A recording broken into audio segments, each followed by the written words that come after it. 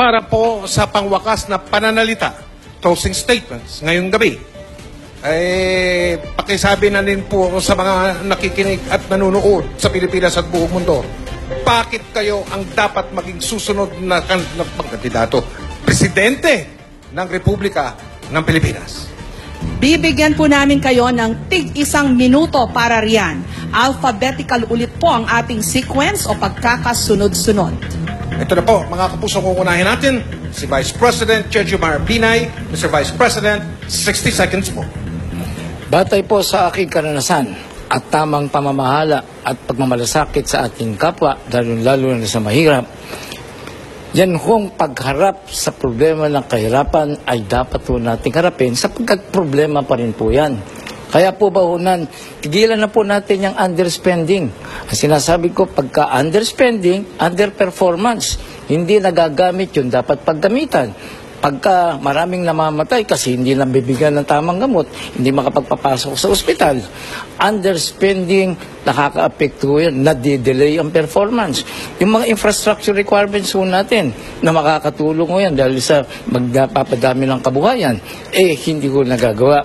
Kaya ho, kailangan po tayo na magdagdag at gastusin ang pera para magbago ho ang ating buhay. Sunod po naman si Senadora Miriam Defensor Santiago, 60 seconds po. We are here looking for a real leader of the Philippines who will implement all the valuable suggestions that were made here this evening. But this is not a personality contest. This is not a show for entertainment. This is a show to educate the Filipino voter on what his own responsibilities are, in addition to those that are being assumed by the presidential candidates. One, there should be academic excellence. Dapat naging head of the class, or at least naging honor student. Dahil kung hindi mo na marunong yun, ano ngayon ang ibibigay niyang dulong sa atin?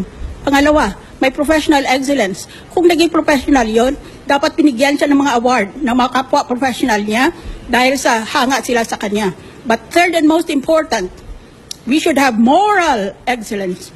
Dapat ang binoboto natin walang bahid sa kanyang record. O kung may inimbesto man, masyadong hindi ka panipaniwala. So, good luck to you and good luck to all of us. I hope this country will deserve to be what God meant it to be. A happy, prosperous nation. Salamat po, Senadora. 60 seconds po sa huling pananalita ngayong hapon ni Davao City Mayor Rodrigo Duterte. Mayor.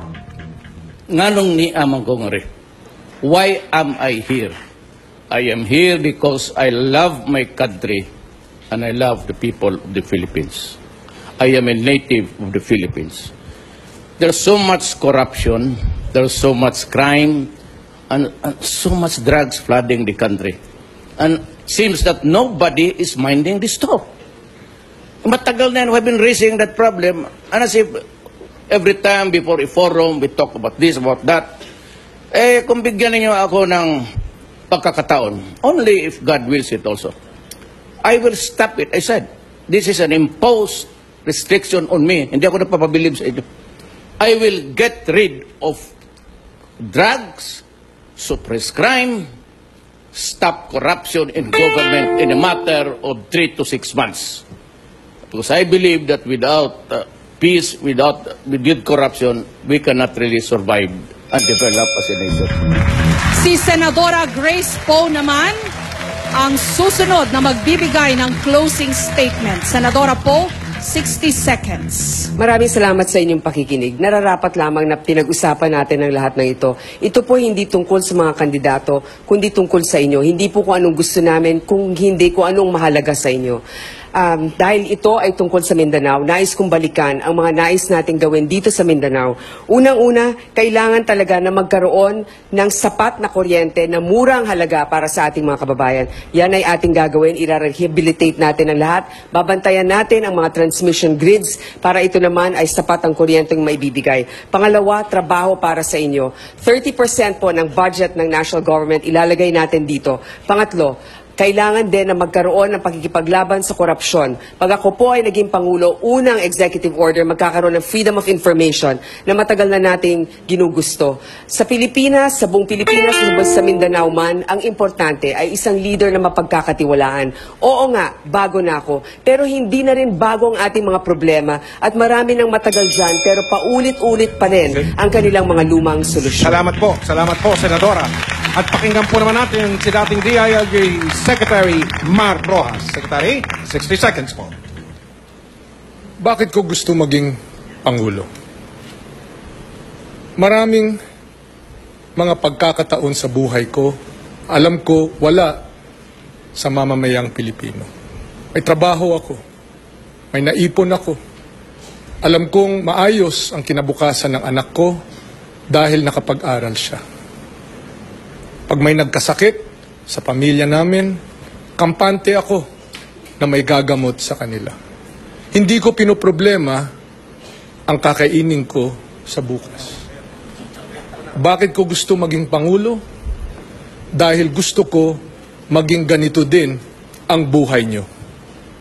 Malaya sa gutom, malaya sa takot, at malayang mangarap. At mahihiya ako harapin ang aking magulang, aking anak, kayo mismo, kung hindi ko gagawin ang lahat para mangyari ito. Maraming salamat. Maraming salamat sa ating mga kandidato. Maraming salamat din po sa Philippine Daily Inquirer na katuwang ng GMA sa paghahatid sa inyo ng Pilipinas Debates 2016. Thank you sa Editor-in-Chief ng Inquirer.net na si John Nery. Sa Team Bahay na masipag nag-tweet, nag-post sa Facebook, nakibahagi sa diskusyon sa GMAnews.tv, sa Super Radio DZBB at sa lahat ng RGMA stations nationwide. Salamat din Thank po. you rin po. Salamat po sa mga kasapi ng kapisanan ng mga broadcaster sa Pilipinas. Maraming salamat po sa Commission on Elections. COMELEC, maraming salamat po.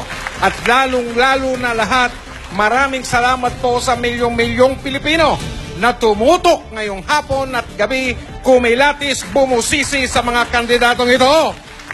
Maraming salamat po muli sa ating mga kandidato. Sabi nga ho nila, walang personalan, politika lang. Kaya, aanyayahan po namin kayo na pumunta sa harapan ng ating entablado at magkamayan po, alang-alang sa bayan. Naway nakatulong po kami sa inyong pagdedesisyon ngayong eleksyon 2016. Iisa lang po ang inyong boto, kaya pag-isipan ang husto. Ako po ang inyong kapuso, Jessica Soho. Mga kandidato, pakitaas lang ang mga kamay para sa Pilipinas. Mga kapuso, isa sa kanila magiging susunod na presidente ng Republika ng Pilipinas. Ako po si Mike Enriquez. Maraming salamat po sa inyong pagtitiwala. Magandang gabi. Ay, meron pa sa Visayas at Mindanao. Magandang gabi. Mabuhay ang Pilipinas! Mabuhay!